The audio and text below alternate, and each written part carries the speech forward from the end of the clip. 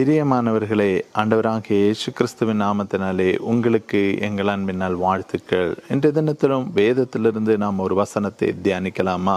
ஏசாயா 40வது அதிகாரம் அதன் 31வது வசனத்தை வாசிக்கும் போது, கர்த்தருக்கு காத்திருக்கிறவர்களோ புதுபலன் அடைந்து கழுகுகளைப் போல செட்டைகளை அடித்து எழும்புவார்கள். அவர்கள் ஓடினாலும் இளைப்படையார்கள், நடந்தாலும் சோர்ந்து போகார்கள் என்று வேதத்திலே பார்க்கிறோம்.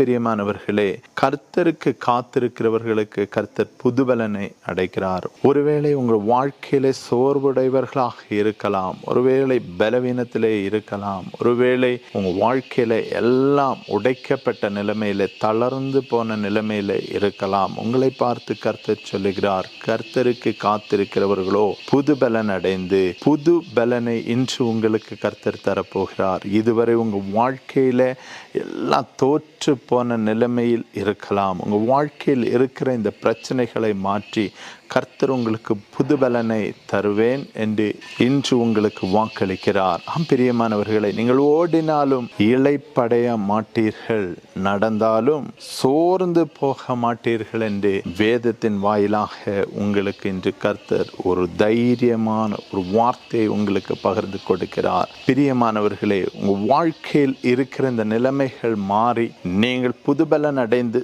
செட்டைகளை அடித்து எழும்பும்படியாய் கர்த்தர் விரும்புகிறார்.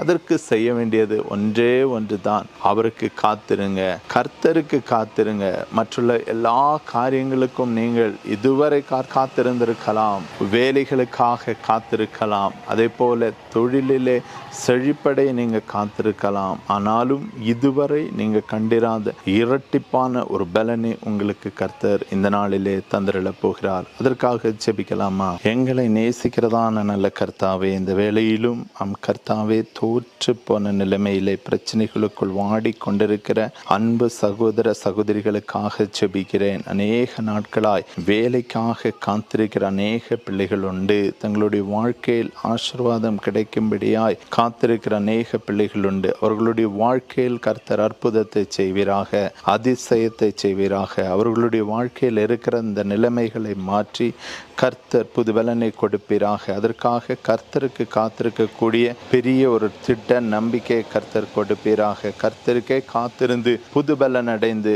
அம்மேன் கழுகுகளைப் போல செட்டைகளை அடித்து உயர பறக்கக்கூடிய பலனை கொடுங்க. ஓடினாலும் சோர்வடையாமல், அம்மேன் நடந்தாலும் படையாதபடிக்கு கர்த்தர் பிள்ளைகளுடைய வாழ்க்கையில் அற்புதத்தை செய்து நீங்க தாங்கி நடத்துவீராக என்றும் அது சமூகத்தில் நாங்கள் இன்று கேட்கிறோம். கர்த்தர் உதவி